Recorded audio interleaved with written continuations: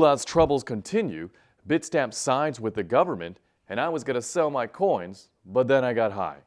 Today is Friday, October 17th, 2014, and the price of Bitcoin is holding around $380. I'm Stephen Chun, and here's what's happening today in money and tech. On Tuesday, CEO Alex Green announced that Moolah, a part of Chelsea Limited, was declaring bankruptcy. The next day, Green claimed that they are no longer declaring bankruptcy.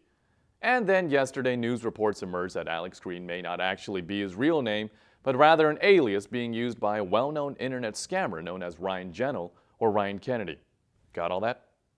Ready for more? On Thursday, Green took to Moolah's blog to announce his public resignation as CEO. He also took the opportunity to address the growing mystery of his identity, claiming that the issue would only come into play if he or his employees had broken the law, which he posits they have not.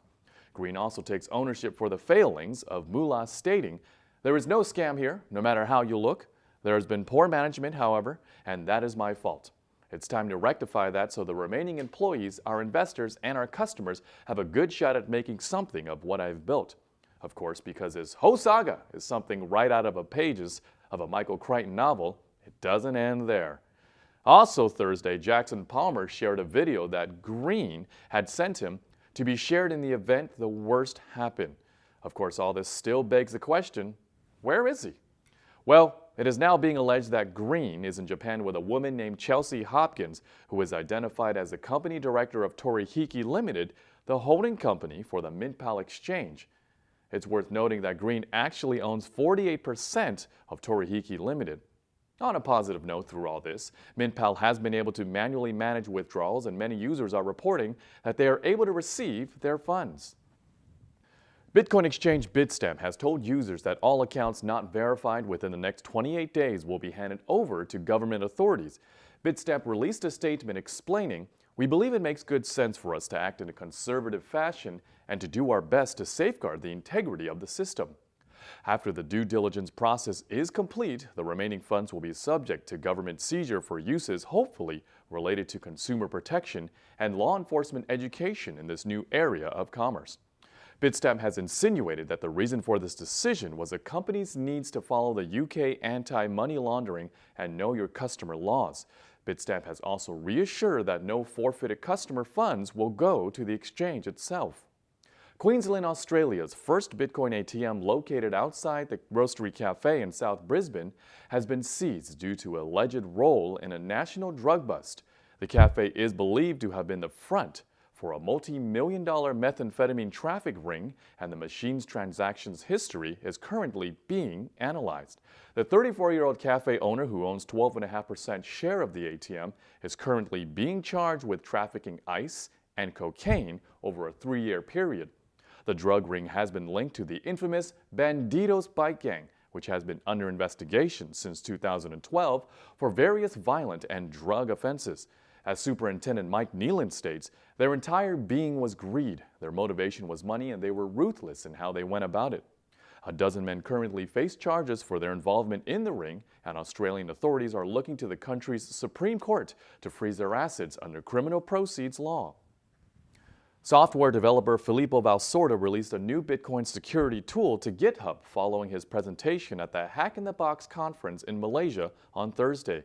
The new blockchain tool tracks down poorly secured Bitcoin transactions, which could potentially lead to the theft of a user's identity. Valsorda claims to have found flaws in some implementation of the elliptic curve digital signature algorithm, which provides cryptographic protection for Bitcoin transactions, and says that some Bitcoin users may be weaker than others due to the way random numbers are generated. As Valsorda states, "I found 2 really big events where someone probably made an error while writing their client that generated hundreds and hundreds of vulnerable transactions." The new software tool is designed to scan the blockchain for vulnerable transactions and examine ECDSA in several wallets. Valsorda has made his code available to others on GitHub and is pushing for fellow developers to help address the issue. Payment solutions provider Mobber launched Mobber Crowd Payments on Thursday, which also accepts Bitcoin. Mobber Crowd Payments is the first platform designed for online labor and is also a full-fledged e-wallet that facilitates the tapping into the collective workforce crowds. Among the product's many features is the speculated social salary, which helps users distribute money to multiple laborers with a single click.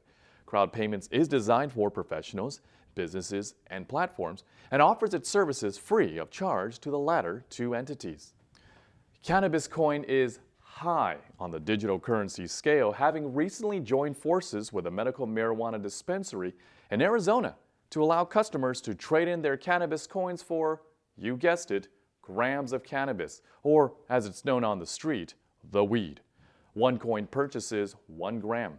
The announcement has caused the price of Cannabis Coin to go through the roof with a staggering increase of 585%. In addition, the currency will be hosting its Yes We Can campaign on Monday, October 20th, the first in a series of events meant to educate medical patients about Cannabis Coin. While the price of the altcoin may dip in between events, Cannabis Coin now has an edge over its competition and is being deemed the marijuana-themed coin to hold on a long-term basis. As always, you can find more information on today's news stories at moneyandtech.com. I'm Stephen Chun, and thanks for watching Money and Tech's Daily News Update.